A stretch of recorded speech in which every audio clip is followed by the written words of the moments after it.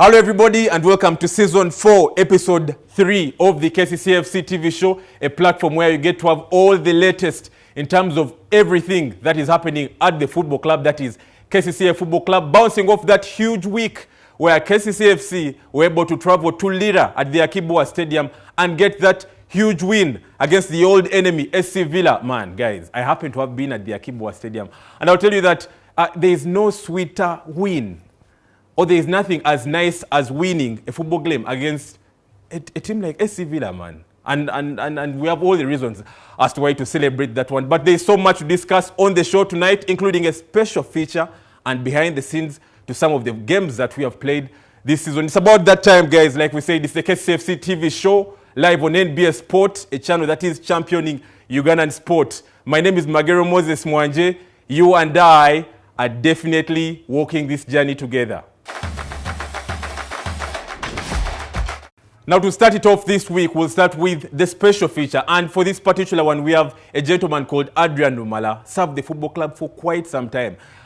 In this particular one, he gets to explain how he got to join Kcca FC, what exactly is his role, and you'll get to see some of the things that he does both on game day and also, when the team is traveling, because there is so much that this gentleman does. And now for the Kcca FC TV, we told you that we'll be bringing you content that is exclusive, things that you rarely get to see or that you have access to. Now, he as a gentleman has lived and done everything Kcca Football Club. He tells his story tonight. And I'm sure most of you, and if not everybody that is out there, doesn't know what exactly this gentleman does at the football club. Most of you have been seeing him around. Here's Adrian Numala telling his story. Enjoy. Good evening, ladies and gentlemen. My name is Nagenda Joshua. Tonight we bring you one of our very own, one of us who has been at the stadium, who has seen it change from grass to AstroTurf. He has very many stories for the great teams that have played here, the competitions that have been, CAF inclusive, CAF Confederations Club as well. We interact with him to understand what role he actually plays. Thanks for calling us. Nango kusanga sebo. Obazwa no bangachi. Okuva mukyenda mu musanvu. Ena musanvu. Najja wano nga ndi mwana muto, waliwo bamuyitanga boogere Ndawula yazanyanga mupiira yeyandeetanga omusambi mu Kcca Football Club natwala ku State Hall. By that time nasanga wabasambi nga bawuli bamusika baani, ne bampa chance kuba na training anga ekya nemesa nenzija nendwala evivi ne balirongoosa. Olina amaka piece mwami mali? Yeah. Ngalwaki siguyina ssebo. Womala okulongoosa evivi? Bamala okunongoosa evivi omupiira naguvaako. Nentandika okukola ebyange kati nenkomawo nentandika okubanga tuyamba club. By that time wetwayambiranga club tewaliwo wadde ekikumi, tewaliwo wadde ki ng'oleeta amazzi, kuba by that time omugenzi Katongoolo wayitoda nze navunaanyizibwanga okunona amazzi ku Kisansa eri ku ofisi ya Itoda nengaleeta ofisi za Itoda era kati eringa etaliwo Itoda eringa etaliwo kati gye najjanga amazzi nengaleeta nenkolaki buli train bwe yabanga egenda okutraininga nga nze ndeeta amazzi. Kati olw'okuba nti no twagira nnyo ne tuyamba ne tubeerawo ekyavaamu nentandika okusoma ebyebisaawe. Ekitegeeza club eno ekola erabirira abantu baayo kuba ogambe wajja ng'osamba omupiira ate vivi balirongoosezza kati ennaku zino era kyasomba amazzi gwagaleeta kuba Itoda kasiragira kanogajjawa. Kirabu kati yakula era buli kimu era nze nkivunaanyizibwako kubeera nze ngula amazzi club gekozesa abasambi be balya. Club eteeka ku akawunti yange nendandinga ebintu byayo olw'okuba nti nina obuvunaanyizibwa bw'ekyo byonna babinkwasa ne baŋŋamba nti there is a game day, away game, home game, sente zizo zijja ku akawunti yo n'ogula buli kimu, mazzi, buli kimu ekikozesebwa omusambi kyaba kyeyetaaga mu dressing room, then noza accountingira after. Kati club ina team biro tuyimidde kati ina senior team ne under 17 kati govunanyizwa ku club ku team ki? Nvunanyizibwa ku team ento nze manager waayo natandika ne ba Okero bolabako bakiza ba Kcca Mustafa then otekeko bamagambo Peter betwatandika nabo ye junior team je twayotandika nayo. Wewe gwe manager omayi mpira buli muntu abantu abasinga bayita mu manager olisho toyitirawo mu manager obadde omulimu gwa manager okukola ngukola mukama wange amina ati hicho kaka senior team inacho chokola kuboga managing junior team senior team ina manager wayo ina manager wayo kati senior team nkola ngate security officer wayo okulaba nti teri aina kutuka ku manager teri atuka ku musambi bukibyo nacho nekiba kibaawo especially nga waliwo a game day nti bakale onebwetabira game day bavude mu dressing room bagenda ku training you make sure nti the dressing room ogisibye game day bawa boundary nti bayina okubanga there is nobody asobola okutuka ku coach oba ku basambi dio awo wenyini kwa arena oba ku dressing room webabeera kino kya awene home kati kwa awe tuba timu ebegenze kukyala ala omulimu ogutandikira gwasookayo gutambuza otya eva omulimu gwange gutandika okuva nga tusimbula ne timu nga tugenda making sure nti buli omu ali mu bus nenyimirira nencheckinga nendaba nti buli omu ali inside bus neggalwa bus bweggalwa bwe tutuuka gye tugenze making sure nti in case wetwanga tugenda kusulayo nina okutuuka ku kisaawe ekyo nencheckinga dressing room zifaana zitya kuba bwe bazwanga nnungi tulina okupreparinga notekamu ebyokulya byabaki byabasambi bwe kiba tekisoboka ekyo tetukikola then bwe tubeera nga tetujja sulayo era bwe kisooka okubeera nti olenya bus nga buli muntu yenna akoze eki ali in neŋŋamba driver simbula driver wasimbula ntuukira ku kisaawe nina okugenda nensooka nendaba dressing room zifaana zitya zinyirira zikola ki then nenzija nembagamba nendeeta report nina gye ntwala report nemugamba nti kino ne bwekiti ne bwekiti kiri okay then nebaketinga in kwawe waliwo last season nijukira waliwo akavuyo akaali ku game emu omulimu gwayononekamu oba ogwakatiriza kumano omulimu gwange tegwayononekamu kubanga there was no any player eyafuna obuzibu nti oba bamwatakinze nti oba bamukubye oba kolaki fenna twalwana okulaba nga bayingira bus bonna nga balamu era nga tewali alina injury kyatukosamu nti mukagwe gwakosa abantu naye nga nti oba bamukubye ecupa oba jinja oba ki tewali n'omu yafuna buzibu. Kanyatudde wali wagaeno wali osamba mpira osamba namba ki? Nali nsamba 11. Ati wewe Brian Majwega betulabako bewe bennyini wali eta cross wali okulukuta ali okola ki? Mukama yali yampa ekintu kimu nga nziru yali yampa ebintu bibiri okudduka okusala n'okuteeba. Wateba yogolomeka teba ate doing my okusoma bali bankaaba katonda atuyamba atuwe omulenzi oba omuwala azanya naye osanga katonda muludde wano ekisawe kyo tuyimiridde kya MTN Omondi kyali edda ntonaotuyako astrotaf kyaliko surface yali ya muddo kyekikyuse okuva ebatako omuddo okuva ebatako astrotaf. Muganda wange ekyali wano bwe nkunyumiza osobola okwewuunya ntonyezaawo katono bino byonna byali bisaawe awo California game Forest Mall wano across wona wolaba byali bisaawe twabeeranga wano ne bakuwa akaveera nga training akawungeezi kati nga bw'onoolaba nti kati nga omupiira gwabaddewo ogwa URA KCC nga be abantu ababeera ku training nze training eddalinga abantu bayinga ne balaba abantu balingiza bulingiza okulaba training balingiza ndingize nga ne game bajja game bajjanga bantu nga bayingira ssaawa 4 ne bayingira ekisaawe naye ekyali wano olugogo kyali kiyitirivu naye good enough begenze nga ebintu byeyongera mu maaso ne tujja ne tusoma nasoma wefa nina mu bino mu bisaawe nina mu ebbaluwa certificate njiina mu wefa nina ne ya CAF mu bisaawe bya carpet okuva ku moddo kati njaga twogere ku certificate ya CAF nzinzukiza ebintu bibiri KCCA nesamira ku competition za Africa ewosingira wano preliminaries ne group stages awo ino omulimu gwonna gwokola bajukira tiimu wejja ebako ne protocols zaayo. Okay. Era mbeera ekifo ekirala kyenna mu KCCA mbeera guide official era nokyo ndowooza kyandibadde ngera security mbeera guide official ku tiimu yonna ejja ngeze ku kyali ya KCCA Football Club. Okubayo bu selfie. Mbeera nabwo awatavudde ku mulimu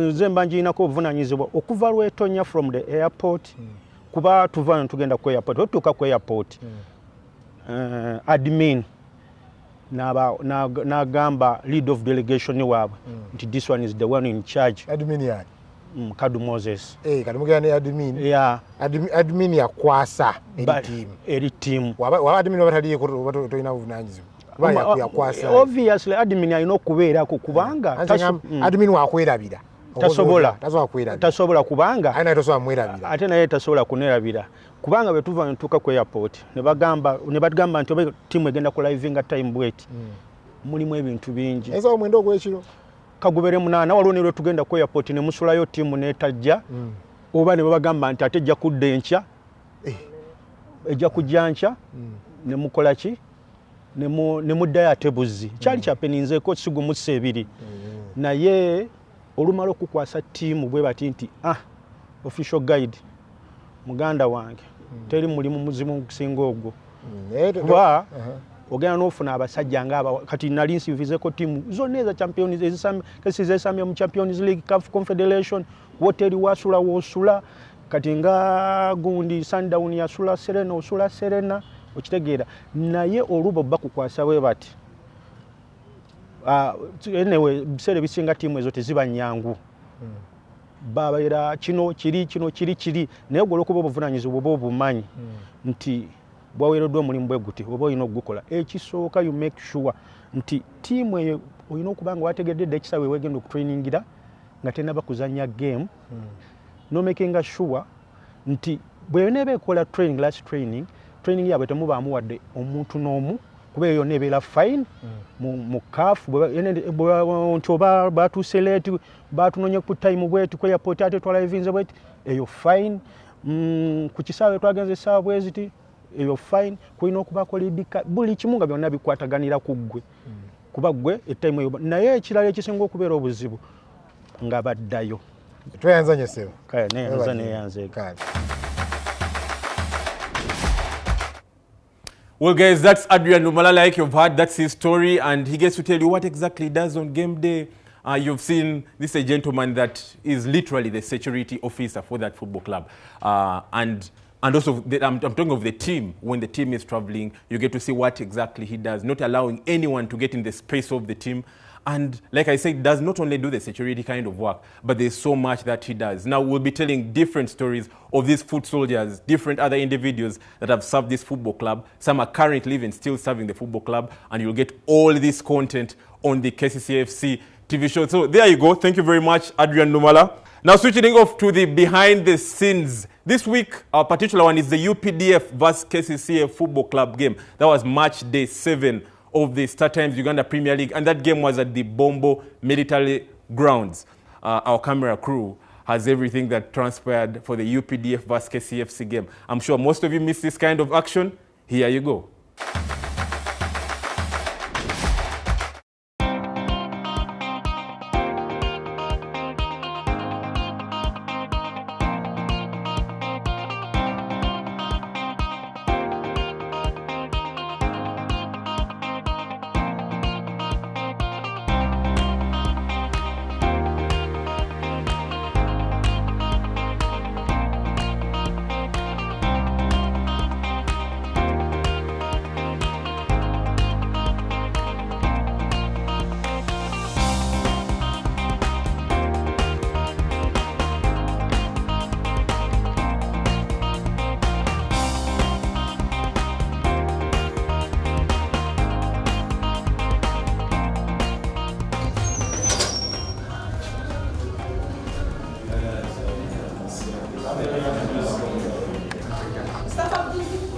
2.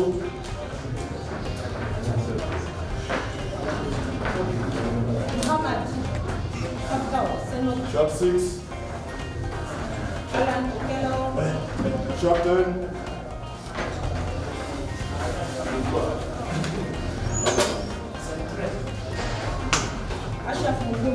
Sharp 17. 21.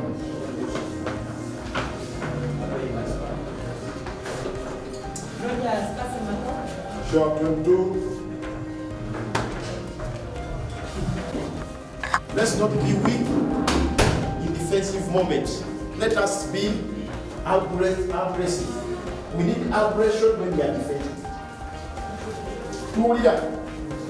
Okay, we need to have numbers, we need superiority in attack. We need support.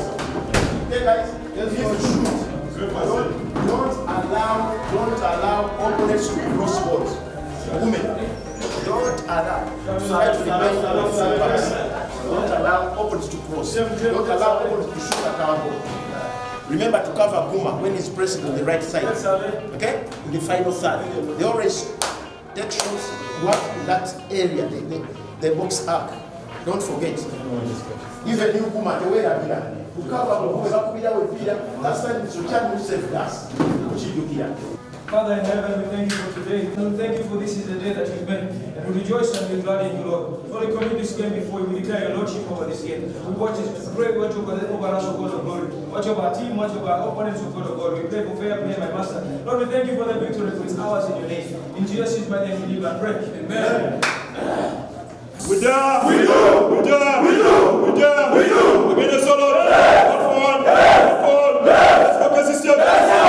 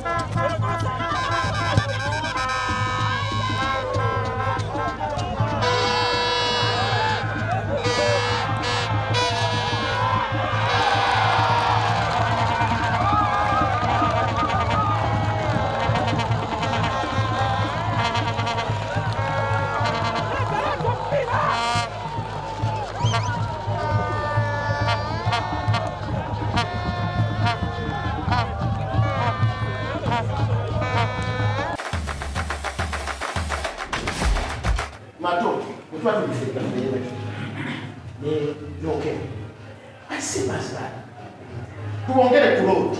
Kakona nafukuza wawili. Macho kwanza. So let me not allow this to come. Then, waishwa. Here waishwa kuma tumujeyo. Mai wari na masaja wali. Kuma awade wana. So now, Guma wakoma ho. Then waishwa na dawali. Katuke ndio kumikisi. Then mukume Guma. But here still Tuba tufuna problem. These guys are very fast. Okay? You don't want these guys. They are here for the reason. But you are buying the reason. You are human. Because nothing in our weakness is it's okay. So, what we are making for you now, what we are going to do, then we are going to play for defenders. This means when these people, they will pass to you. Unaonesha kuchoka, unaonesha kutaka. Weka bidii kama matoka. Hii ni mechi yako ya 6. Bate kwa kwao. Usiulize mtu. Wana watu wala kote. Weka bila kicheza na wengine. Kama mashaka. Let's go. So, Buma. Play with him. Roll your body. Okay? Ni mgumu. Okay? Waiswa. Watu Nyingiriza waiswa sorry. Ukume. Buma. Waiswa. The moment you get to Nyingiriza, ongea umelive here to go. Waiswa comes Kuma. Nikuja ni kwa chini. Muita bana ni batula. Bana. But mubeelewa gezi nyongo. Mujuzi teba tukwata babiri kubabiri. Wele wasote mira speed. Let's go guys. Up. Let's go. Kumeleli. Tuchiteke kagawa. Strictly okupa. Wewe watenyo genda masa. Tori unafekera teka mama. Wele. Kulia teka mama. Ukurumba hata ukele wewe kurumba katupinga. Abi badayo ukelo ngako maro. Kuma ngati kurumba. Ukero leo ngena kutusamba kutoka ndobera. Bofuka 10 ukelo nafuka shika. One second. Heavenly Father, we thank you for today. Thank you for the past 45 minutes. Thank you for the grace. Lord, we commit the second half before you. We declare your Lordship over this game. In Jesus' name, believe and pray. Everybody so weak and Well, those are the behind the scenes of that game, UPDF vs Kcca Fc. It was match day 7 of the StarTimes Uganda Premier League, and we'll continue to bring to you all this kind of stuff that you never get to see. Now, guys, we're going to be going to a break. When we return, so much. All this after the break.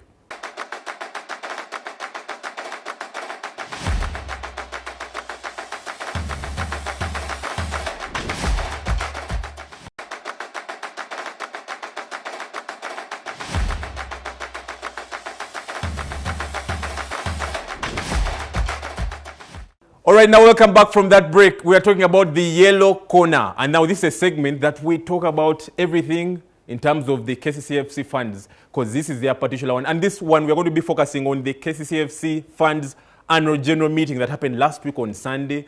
That was at the MTN Omondi Stadium, where funds and the administration of Kcca Fc, including the board members, some of them were able to give the state of the funds, that is for the football club, and then the state of the club, that is for Kcca Football Club from the administration side. Now, the CEO definitely of Kcca Football Club, Ms. Anisha Sharim, was there to give the state of the club address for Kcca Fc, and also the funds leader, the vice president, Sona or Sophie Najemba, was also there to give the state of the club address for the funds.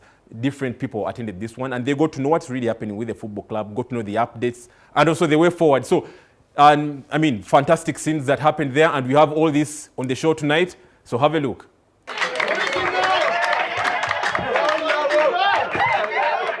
Zena kumya mukyalo yo nga tuva ku maroon ya mukazi bwakaba batukubidde aruwa kakatira babino nga bakachonda bane mujje musome report nze yange likomyawo mwebalege Oh God. Ebintu bikyabuse ome president ageze n'agamba nti muswalo inge pride yabwe muleta ababitegeera kuba teacher nengera nenzijukira mumanya balaba omupiira obuntu buba butono nnyo singa byali bya pride singa byali byagamba nti oyo wakibeerabeera ono yayisanga mulangira singa bamorinyo tebalina matimu kwe batendeka ebintu ebimu I think tuyina tunuulira ne tugamba umanyi to a certain percentage abawagizi bayinza okulabika nga abanafu but manyi eri kirabu era ndowooza nti eddoboozi libadde ttuufu lyemusobodde okubanga mutuusa nabagambye this is the table of men ensonga bazimalanga musiramu jangu olaga okukaabako bwe tujja ne tutunula mu revenue agadde obalaga nti revenue zaffe zibeera nga nga zikyukakyuka. Bino bye bintu club mwesolooza ssente. Ekimu ku byo tulina kye tuyita grants, oli n'atuwaayoko ku ssente oba neki ne mufuna ssente ezitali nti buli kadde zigenda kubanga zijja naye omulundi gumu ne zijja. Then ekirala hospitality ke kakabala akali awo abamu abajja okutunda muno ebintu mulimu abamu ne bagamba yine kati lwaki mwagala okukyajinga omuntu agenda okujja ayokya enkoko tuba twagala okubanga okukukkiriza okujja ano otuwaayoko akasente katini n'osobola okufuna rights ezikola ebyo. Ekirala broadcasting yeyo Star Times okulaga emipiira gyaffe ku TV oba n'okubanga eyitibwa Star Times Premier League basasula liigi ssente ne bazituwa wano. Ekirala institutional support KCCA wa ssente. Then netuba ne match day emiryango okusasuza abantu okuyingira. Then netuba ne player sales okutunda abasambi. Then netuba ne emijoozi okutunda emijoozi weewano. Then netuba ne season ticket weewo. Netuba ne sponsorship income bebo ba sponsors bembadde embalaze okupangisa ekisaawe. Then nedala interest bwetubanga tutunga waliyo ssente ezimu bank netuwa. Bwemba mutunuulidde wano mulaba nti ssente zaffe nga club ezisinga ziva mu KCCA. So meaning club eyaffe yeesigama nnyo ku KCCA. Singa KCCA nga tetuwadde ssente ebintu ebisinga tujja kuba nga tetusobola bikola. Naye kino ekintu si kirungi, tulina okuba nga tukikyusa kubanga club erina okuba nga esobola okweyimirizaawo yokka nga terinze ssente zaki z'ekitongole kubanga omukulembeze bw'akyuka meaning zino ssente saawa zonna zisobola okuba nga zigenda. Mukimanyi nnyo abasinga okusoma mutegedde nti finance zeesala ssente. So buli lwesala ssente meaning ne ssente zijja ku club nazo zikola ki zisalika. Omwana anajja ku kisaawe anaddayo eka n'agamba taata we dadi gye wantu tebadde boogera kino ne kino. So ngaffe abawagizi tetugenda tufa tuvaawo kyekituufu. Naye omwana omuto anajja atya anajja kikyanaatwala. Omuwagizi omuto yajja Lydia anajja kuzaala akaana ke ajja tyokaleeta ku kisaawe ajja kutiira ki bagenda kawemula. Ebigambo ebimu bambi ngaffe abawagizi tulina engombo gye tugamba Kcca tiimu y'abaki y'aba corporates naye olumu ebintu ebimu ffe ng'abawagizi tulina obikendeezaako. Abantu abamu bagamba we mwogera mugenda eri mu VIP ntono tebasobola kujjayo. Amina tubeera ne meeting emu. So nze ne bannange kyemanyi nammwe abamu abali eyo ensonga eyo mugikola ki mugikiirizaamu tweddeko ngaffe abawagizi. Ebyo nga bivudde awo ku sayidi ennungi ffe nga KCCA ng'abakulembeze ba KCCA twasobola okuregistaringa fans club yaffe twagiregistaringa nga community based organization.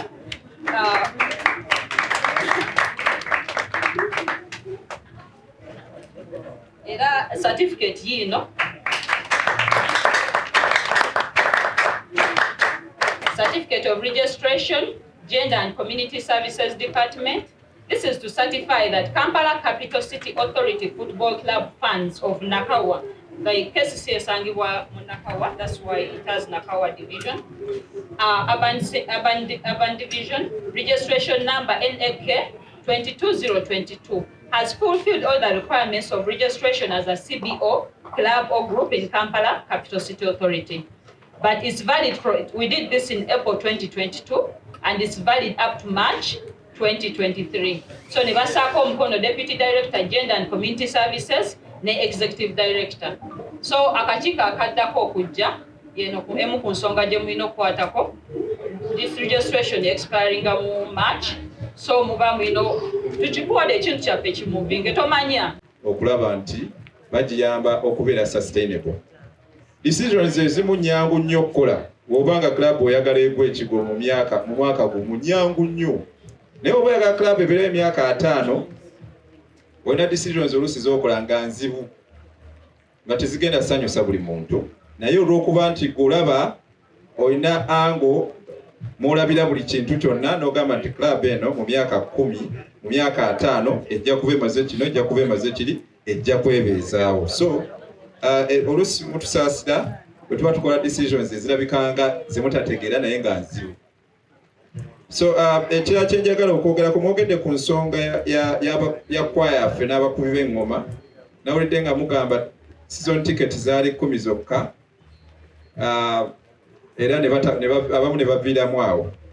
Njagala okumakinga sure ne CEO nti tunoonya season tickets eziwa abakubi b'eŋŋoma bonna.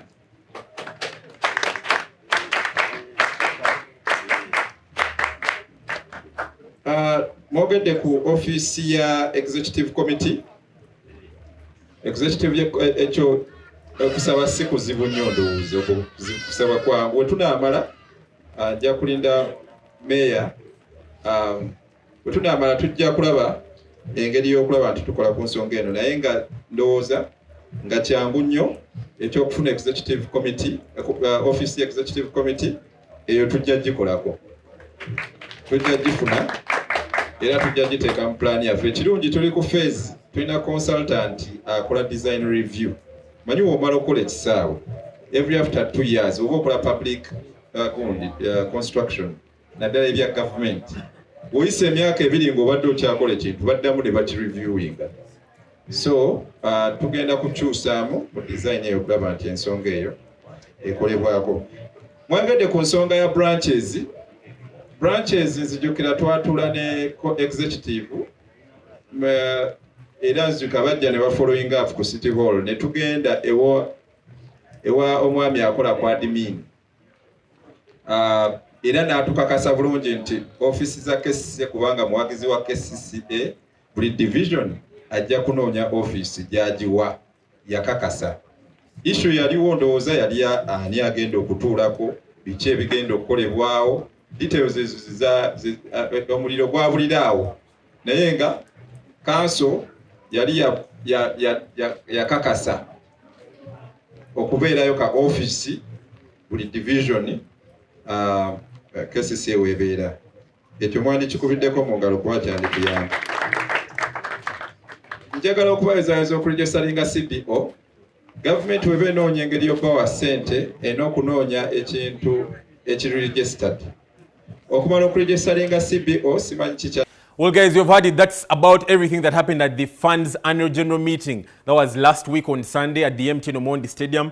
And you get to hear from the Funds leaders, that is Sophie Najemba, the Vice President of the Kcca Fc Funds Executive, plus the CEO of the club, Miss Anisha Sharimozi, plus also different other board members, including the chairman of the football club. And also Funds got to have all the updates and getting to know how the football club is being run and what is the way forward or the strategic way forward. So thank you everyone that was able to take part in the Kcca Fc Funds Annual General Meeting. Now we switch things up and we're going to be talking the Start Times Uganda Premier League because this coming week we have 2 huge fixtures. First of all, on the 29th of November, which will be a Tuesday, about a day from now, Kcca Fc will be hosting Gaddafi Football Club at the MTN Omondi Stadium.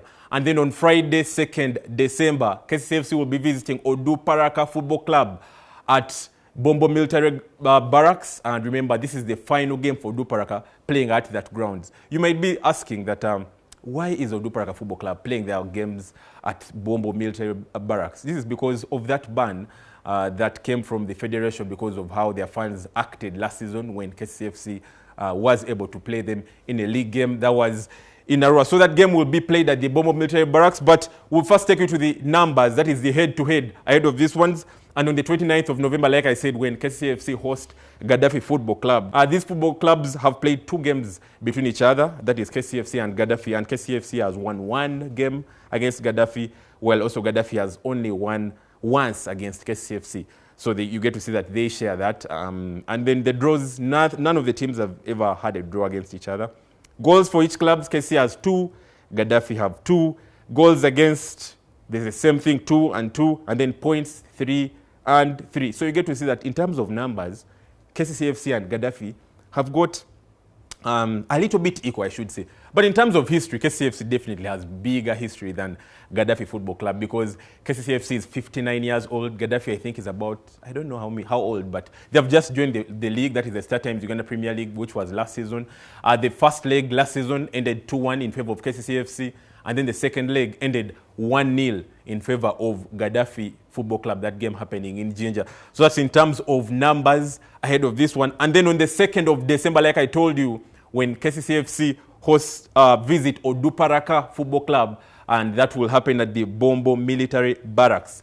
In terms of numbers ahead of this one, the matches that have been played by both clubs are 11, and then Kcca Fc has won 8 as compared to Oduparaka that have only won once against Kcca Fc. Remember that was about 2017, if I'm to remember well, if my mind really serves me right, when Oduparaka Football Club was promoted to the Uganda Premier League. That is the only win that they have against Kcca Fc. That game happened at the Ababed Greenlight Stadium. That was in Arua, and since then they have never won against Kcca Fc. Both clubs have shared spoils twice, and then goals for each club. Oduparaka has got 6 goals, while Kcca Fc have got 33. This is a side that we know how to really score against. So expect some, I should say, goals galore on the day. That was next week on Friday. And then goals against, definitely, Oduparaka have conceded 33, and Kcca Fc have conceded only 6 from Oduparaka Football Club. Points for each club, Oduparaka Football Club with 5 points, while Kcca Fc with 26 points from this fixture. Now we caught up with the manager of Kcca Football Club, Mr. Mole Biekwaso, and a player that I would say is on form, Kagawa Senoga Muhammad, who has scored 2 goals so far for Kcca Fc, including that beauty against his former club, that is SC Villa, that game that happened at the Akiboa Stadium in Lira. So this player, Senoga Kagawa Muhammad, plus the manager, Mole Biekwaso, are talking ahead of this one. Have a look. Especially going into a week where you have a double fixture against Gaddafi and Oduparaka. What is your call to them? You have seen Kcca Fc win a game, probably lose or draw the next. What is your call to them of getting back from this 3-0 win? We are not going to change much of our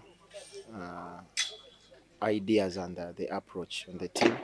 We are going to insist on being serious, being focused. We need the team to be on the table, leading the table. So they are aware of it, and that's why they've started waking up.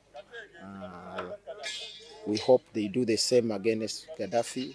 Gaddafi is a very strong and hard side, so they need to concentrate. We don't need them to be so much on their toys, being proud of one game, because once you are proud on the game you have already won, it can cause you problems in the coming one. So they need to get focused, and they need to know where Kcca must belong. Kcca Fc ine mipira ebiri sizoni weekend igenda okuddako esamba tiimu ya Gaddafi olunaku lwokubiri olunaku kusatu n'ekyalira Oduparaka Bombo mwe ng'abasambi mwesobola mugenda kukola mu ki okulaba nga mutwala performance gye olunaku lwaleero mu weekend eddako. Tugenda kuddayo tu training nga bwe twadde training nebaako kye batugamba tubikwate sobola owangula emipiira gyaffe ebiri kuba gye tulina ogiwangula era tugenda giwangula.